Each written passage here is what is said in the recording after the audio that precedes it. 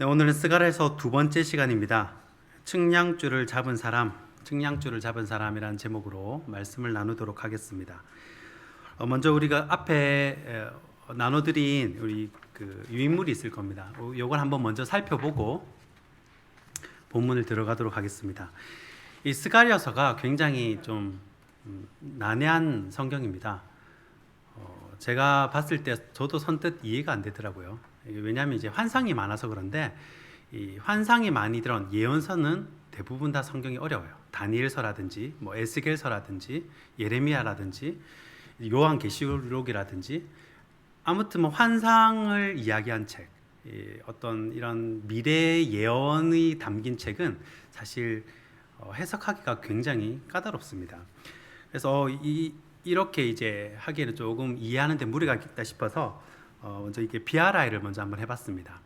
이 BRI는 뭐냐면 제가 작년에 이 귀납적 성경 연구를 한번 한 2주인가 3주에 걸쳐서 한 적이 있습니다. 아마 기억하실 분도 있으실 텐데 이 귀납적 성경 연구에서 이제 성경을 처음에 공부할 때 시작하는 것이 바로 이 BRI입니다. 이제 정신에는 이걸 주해라고 하는데 여기 적힌 것처럼 이제 글을 푸는 거죠. 글을 푸는 거고 이 BRI를 뭐 억지로 해석한다면 뭐 기초 필수 정보 이 정도 되겠는데 이제 이거를 먼저 이제 하고 이제 본문을 연구하는 거예요.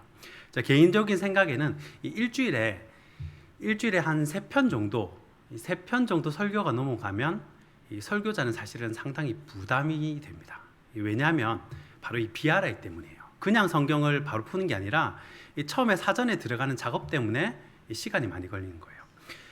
유명한 이 후배 목회자를 많이 양성했던 이 서울의 내수동교회 박기천 원로 목사님은 이 현역 시절에 하루에 성경을 11시간 30분을 연구를 하셨다고 합니다. 그것도 대단하시지만 지금 은퇴하고 나서도 이 6시간 30분인가 계속 성경을 연구를 하신대요. 보고 궁금한 거는 왜 뒤에 30분을 붙이시는가? 맞죠? 11시간이면 11시간이고 6시간이면 6시간이지.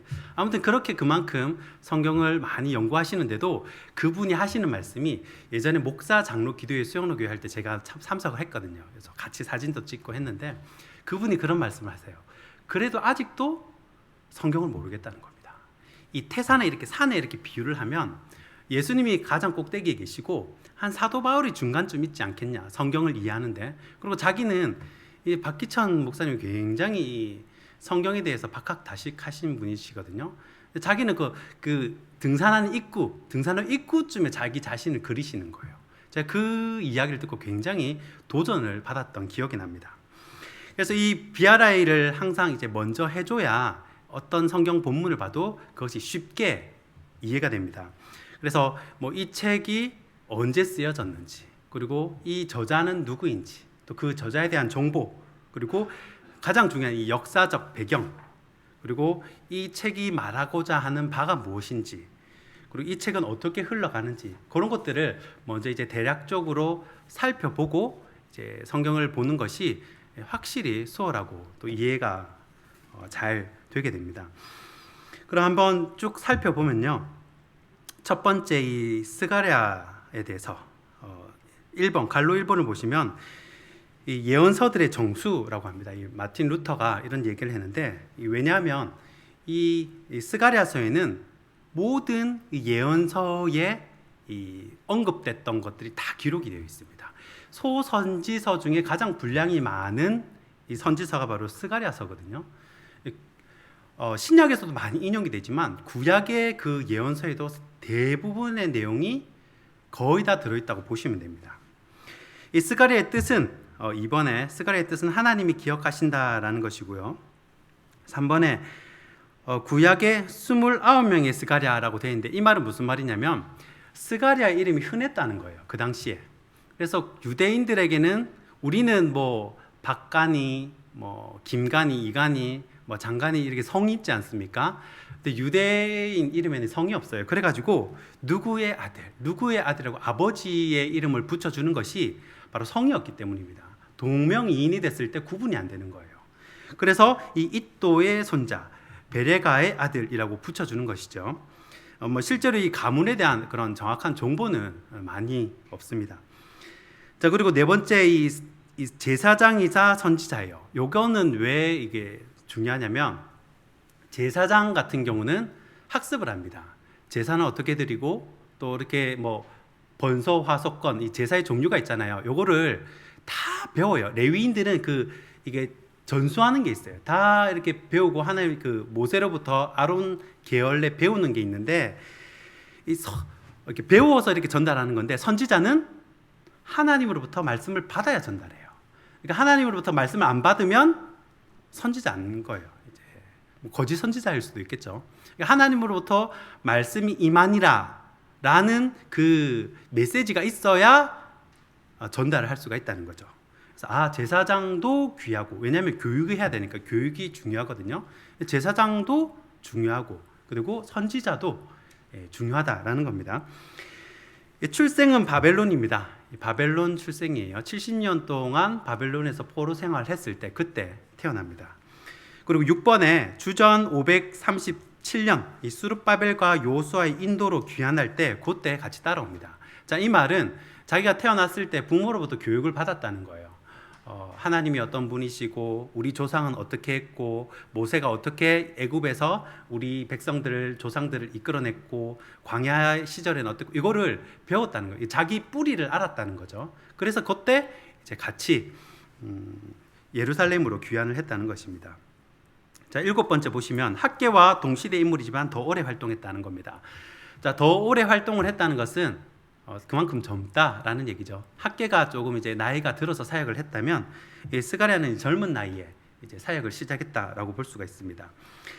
자, 큰 이번에 역사적 배경을 한번 보시면요. 주전 537년 바사 왕 고레스가 유대인들이 예루살렘으로 돌아가 성전을 재건해도 좋다는 조서를 내립니다.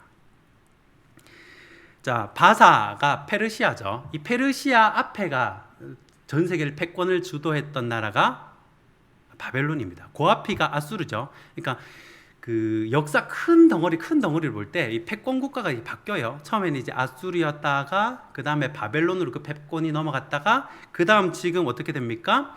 페르시아로 이 패권이 넘어갑니다. 나중에 로마가 나오고, 그렇죠? 로마가 나오고, 다음 나중에 뭐 이렇게 흘러가는 거죠. 지금은 뭐 미국이 잡고 있고 뭐 이런 패권이 있습니다. 자, 이렇게 해서 이 페르시아의 바사의 고레스가 각자 다 종교의 자율성을 인정해주면서 다 돌아가게 하죠. 사실 이것도 이유가 있습니다. 이 바벨론은 워낙 이제 다양한 그 포로 정책이 다 달랐거든요. 아수르 같은 경우는요 다 섞어버립니다. 여기 있던 사람 절로 보내쁘고요, 저기 있던 사람 이쪽으로 보내가지고 다 혼혈 정책을 써버려요. 그런데 바벨론은 포로 정책이 어떠냐면 엘리트만 다 뽑아냅니다. 각 나라의 엘리트만 다 뽑아내가지고 이제 그 사람들을 등용하는 거죠. 그리고 이게 페르시아는 사실은 작은 나라였어요. 큰 나라가 아니었습니다. 그런데 뭐 얼떨결에 쳐들어갔는데 어떻게 이렇게 작은 쪽문으로 들어가가지고 다 술 마시고 놀고, 왜냐하면 이 바벨론 성이 이게 삼중벽에다가 가운데 수로가 있고 벽이 어마어마하게 사두마차가 쌍으로 지나갈 정도로 큰 성벽이었잖아요.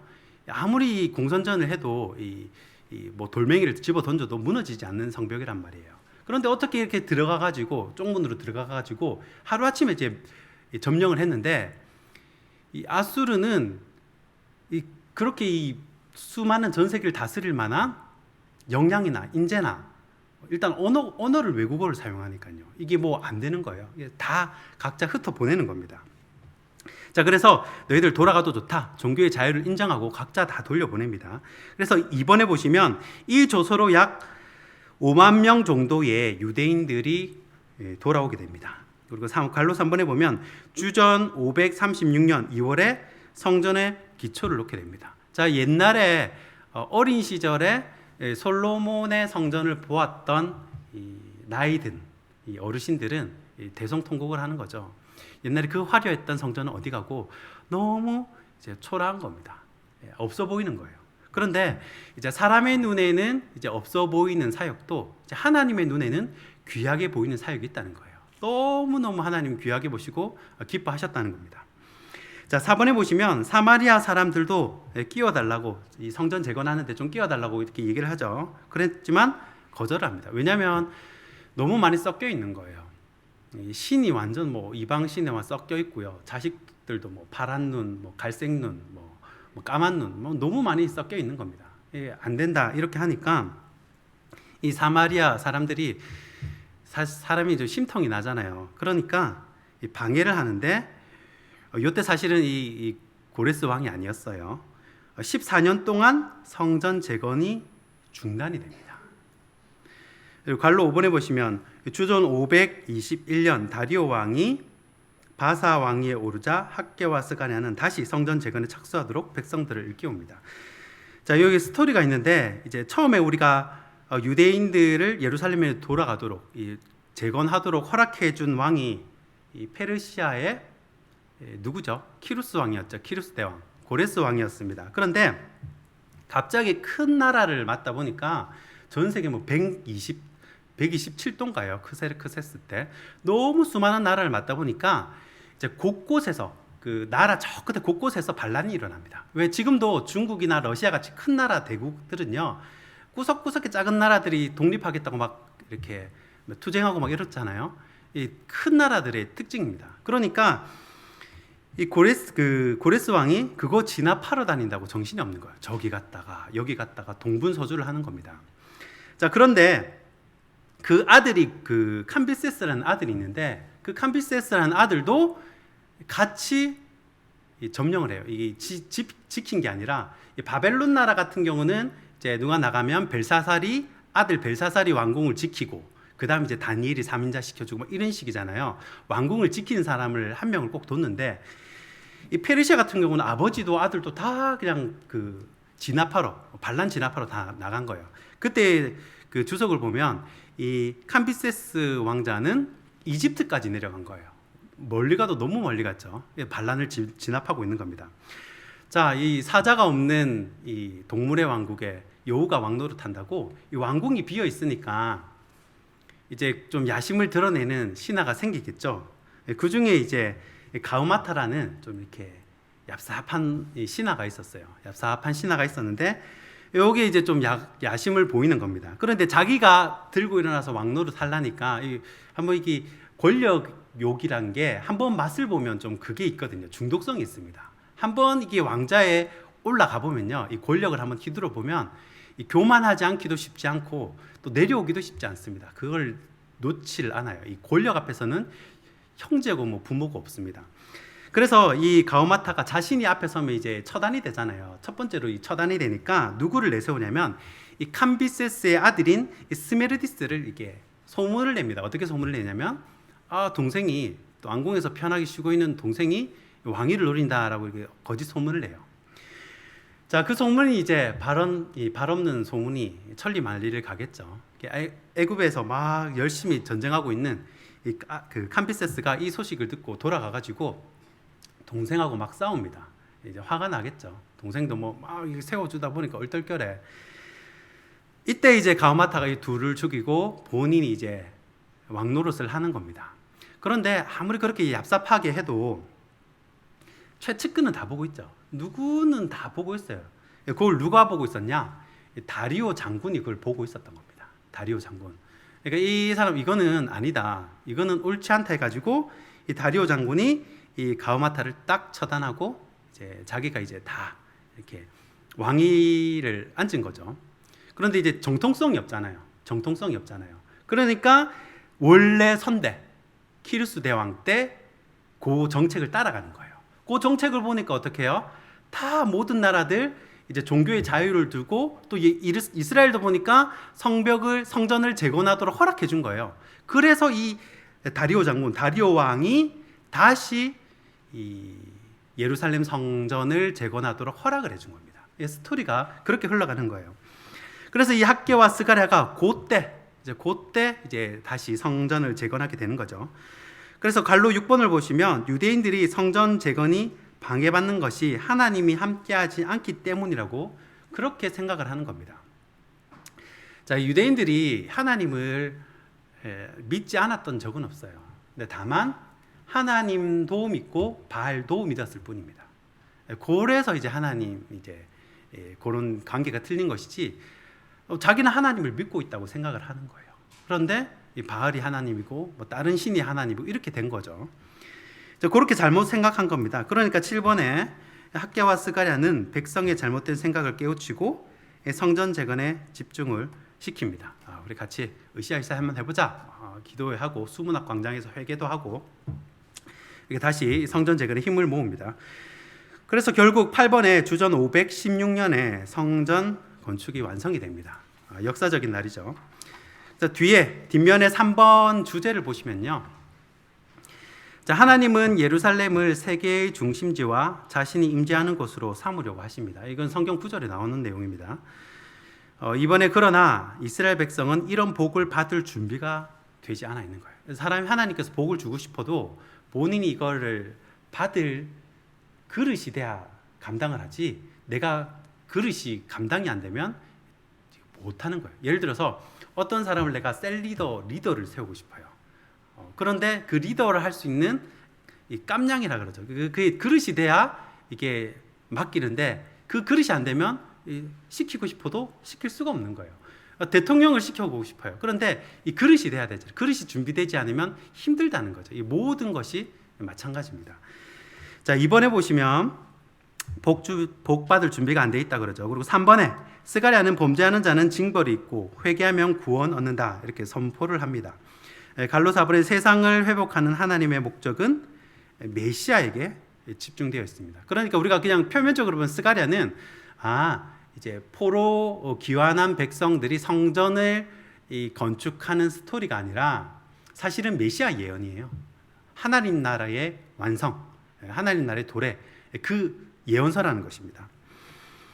자, 5번에 스가랴서 초반의 메시아는요, 비천하고 초라한 모습이나 다윗의 혈통을 잇는 분으로 묘사를 하는데, 6번에 스가랴서 후반부에 보면요, 이 메시아는 다윗의 목자로서, 왕으로서 그렇게 묘사가 됩니다.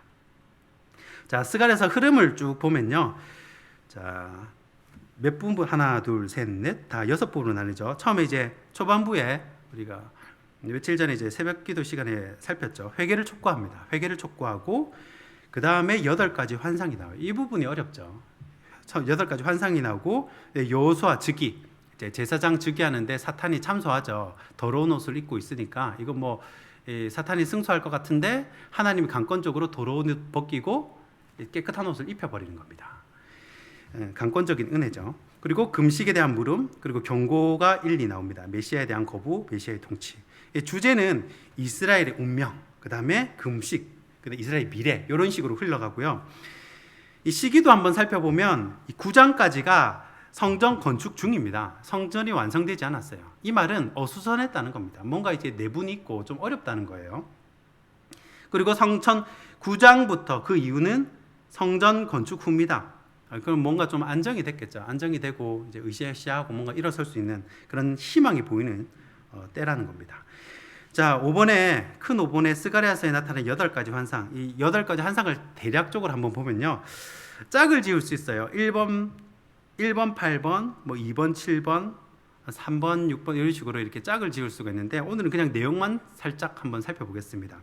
첫 번째 환상은 붉은 말을 탄 사람인데, 이 성전 재건에 지친 백성에게 주는 위로와 소망입니다. 이제 붉은 말을 탄 사람은 하나님의 사람이겠죠. 천사겠죠.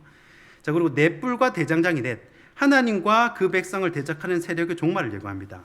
자, 이거는 살펴보지 않고 그냥 넘어갔는데, 이 뿔이라는 건 그 구약의 뿔은 힘을 상징하거든요. 그러니까 네 뿔이라는 건 네 개라는 건 사방이에요. 동서남북 사방의 힘인데, 이 대장장이 넷 이래가지고 요것도 한번 살펴볼 시간이 있으면 한번 보겠습니다.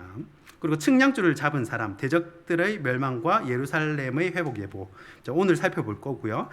대제사장 여호수아, 이스라엘이 받을 죄사함과 메시아에 관한 약속. 이렇게 대제사장 여호수아 이 환상은 상징입니다. 이스라엘 전체 상징으로 이렇게 나오는 거예요.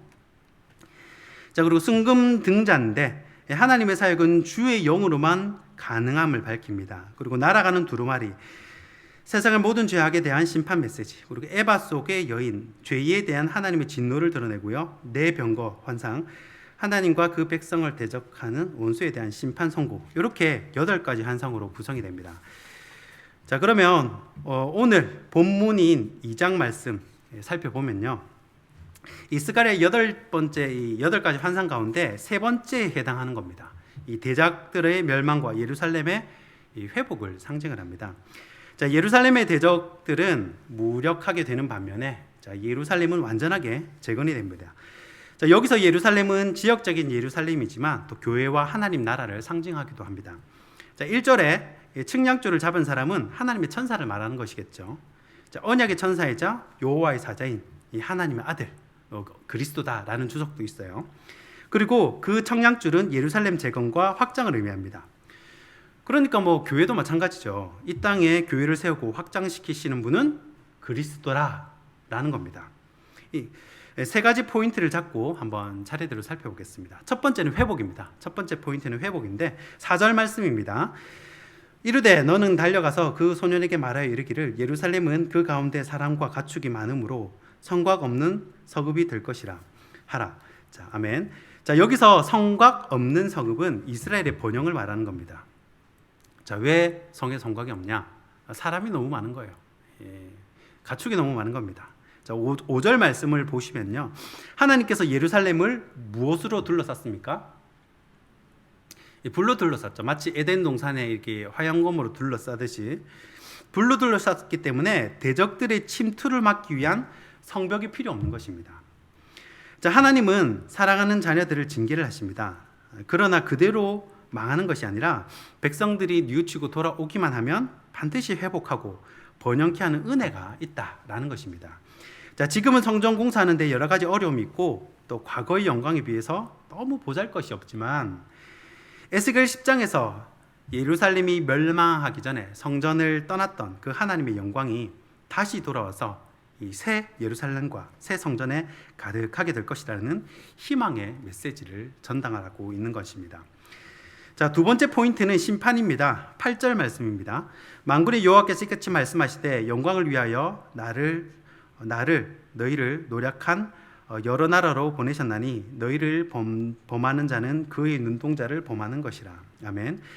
자, 말이 좀 어려운데 쉽게 풀면 이런 말입니다. 천사가 환상 중에 스가랴에게 이렇게 이야기를 하는 겁니다. 너희 백성들을 괴롭힌 나라 있잖아. 그래서 하나님께서 그 나라들한테 나를 보내셨어. 그렇게 얘기하면서 이렇게 말씀하는 겁니다. 그러면서 하시는 말씀이 너희를 건드리는 나라는 주의 눈동자를 건드리는 거다. 주님의 눈동자를 탁 찌르는 거다. 라고 말을 하는 거예요. 이스라엘을 괴롭히고 또 힘들게 한 나라, 바벨론이겠죠. 그 나라를 심판하겠다는 얘기입니다. 자, 이스라엘 건드리는 건 하나님의 눈동자를 건드린 거나 다름이 없다라는 것이죠. 이 아브라함도 이런 이제 약속을 받았죠. 너를 이제 힘들게 한 사람, 괴롭힌 사람 나도 그 원수를 갚아주고 축복하는 자를 복주고, 이 비슷한 맥락이에요. 자, 그런데 하나님께서 자신의 자녀 이스라엘의 복수를 해주실 때 이스라엘을 데리고 가가지고 야, 한 대 때려 이렇게 안 했다는 겁니다. 이스라엘 손에는요 피 한 방울 묻히지 않게 합니다. 페르시아에 의해서 망하게 하시는 거죠. 자, 이런 걸 보면요 우리는 그냥 누가 나를 은근히 괴롭히고 이 생활에 어려움이 생긴다든지 또 일신에 문제가 생기게 되면 우리가 가장 먼저 떠올려야 될 것이 내가 하나님 앞에서 바로 서지 못한 것이 무엇이 있나 돌아보는 계기가 되어야 한다라는 깨달음을 얻습니다. 내가 나서서 끝장을 보겠다 이렇게 하면 더 힘들어질 수 있다는 거죠. 왜 그러냐면 우리의 대적은 이 혈과 육이 아니라는 겁니다. 어떤 사람이 아니에요. 이 보이지 않는 세계에 이 싸움이 있다는 것입니다. 항상 이 예언서를 보면요 하늘에서 먼저 일이 있고 땅에서 일이 벌어지거든요. 혈과 육이 아니라는 거예요. 이미 영적인 세계에서 일이 벌어졌다는 겁니다. 그러니까 이런 혈과 육은 다 도구에 불과합니다. 그렇기 때문에 이 심판은 장차 회복될 하나님 나라의 이 악한 마귀 사단의 패배를 상징한다라고 볼 수 있다는 거예요. 그래서 하나님 나라가 회복되고 완성된다라는 그런 메시지입니다. 자, 마지막 세 번째 포인트는 동행입니다. 동행. 11절 말씀입니다. 그날에 많은 나라가 여호와께 속하여 내 백성이 될 것이요 나는 내 가운데 머물리라. 내가 만군의 여호와께서 나를 내게 보내신 줄 알리라. 아멘. 자, 10절 말미에 보시면 내가 와서 내 가운데 머물 것임이라 그럽니다. 자, 주님께서 직접 오시겠다는 거죠. 자, 이 예언은 그리스도의 초림으로 성취가 됩니다. 마태복음 1장 23절 말씀입니다. 보라, 처녀가 잉태하여 아들을 낳을 것이요 그의 이름은 임마누엘이라 하리라 하였으니 이를 번역한즉 하나님이 우리와 함께 계시다 함이라. 자, 이 말씀을 보고 마태복음 1장 23절 말씀을 보고 스가랴서 2장 11절 말씀을 보면 이해가 됩니다. 자, 많은 나라 백성들이 하나님의 자녀들이 되고 그리고 그 가운데 주님이 임마누엘 함께 하시겠다는 겁니다. 여러분 가만히 보면 이 현실 세계의 이 예루살렘 성전의 회복을 이야기하는 것 같고 또 번역을 이야기하는 것 같지만 이 스가랴 선지자를 통해 진짜 말씀하시고자 하는 것은 예수님의 재림의 때 성취가 될 새로운 성전 하나님 나라를 의미합니다. 아니 이제 와가지고 이제 이사를 왔는데 먹고 사는 것도 팍팍한데 무슨 성전 짓는 것을 그렇게 강조하냐라고 생각할 수도 있어요. 그런데 이 구약 시대의 성전이라는 것은 굉장히 어마어마하게 큰 의미가 있습니다. 이 성전이라는 것은 한나가 힘들 때 실로의 성막에 가서 기도를 하죠. 왜요? 성막에 누가 계십니까? 하나님이 계시잖아요. 이 성전은 하나님과의 관계를 이어주는 이 다리 역할, 깨어진 관계를 회복시켜주는 다리 역할을 하기 때문에 중요한 것입니다. 하나님과의 관계가 깨어지는 것은 곧 죽음을 의미합니다. 그래서 첫사람 아담이 범죄함으로 이 죽음이 이 땅에 들어왔죠. 그 관계를 회복하려면 어떻게 해야 합니까? 이 성전에 가서 피의 제사로 내 죄를 속량하고 그리고 하나님과의 관계를 회복하는 거예요. 아니면 하나님과 관계를 회복할 길이 없어요. 그래서 성전이 중요한 겁니다. 자, 그러면 제사가 없는 신약 시대에는 어떻게 하나님을 만납니까? 우리 이 시대에는 어떻게 하나님을 만나요? 예수님이 성전이 되시는 겁니다. 예수님이 친히 성전이 되셔서 교회의 머리가 되셔서 이 범죄한 나와 하나님과의 이 다리 역할을 해주시는 거예요. 그래서 예수님의 이름으로 기도를 하는 겁니다. 임마누엘, 주님이 나와 동행한다는 것은 내가 살았다는 겁니다. 구원받았다는 거예요. 말씀을 마무리하겠습니다. 이 스가랴서는 굉장히 난해하긴 하지만 그 메시지는 분명합니다. 이 충량주를 잡은 사람의 환상은 이제 예루살렘에 사람이 많이 거주하게 될 것이고 또 하나님이 자기 백성과 함께 계실 거라는 희망의 메시지입니다. 아울러 장차 도래할 하나님 나라의 회복을 상징하기도 합니다. 이 메시아로 말미암은 하나님 나라의 회복과 완성이 오늘 본문이 우리에게 던져주는 메시지라는 것입니다. 이 스가랴서는 앞으로 맞이하게 될 천국을 떠올리게 하는 성경입니다. 이 땅에서의 삶이 다가 아니라 아직 맛보지 못한, 경험하지 못한 이 새하늘과 새 땅이 있다는 거예요. 이런 하나님 나라를 사모하시면서 하루하루 예수님과 동행하는 저와 여러분이 되길 주님의 이름으로 축원하고 축복합니다.